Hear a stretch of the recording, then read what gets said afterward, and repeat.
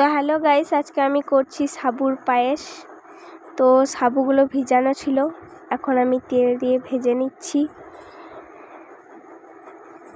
তো কিছুক্ষণ ভাজার পর তুলে নেব। তো আমার কাছে এমনি লিকুইড দুধ ছিল না, তাই আমি পাউডার দুধে করছি। ফার্স্টে কড়াইয়ে জল নিয়ে নিলাম, পাউডার দুধটা গুলে নিলাম।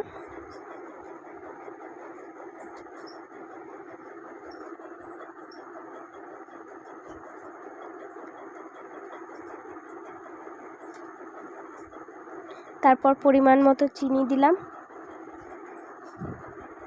কিছুক্ষণ ফোটানোর পর ভাজা সাবুগুলোকে দিয়ে দিলাম। তারপর একটু নাড়াচাড়া করার পর ফুটে গেলেই হয়ে যাবে সাবুর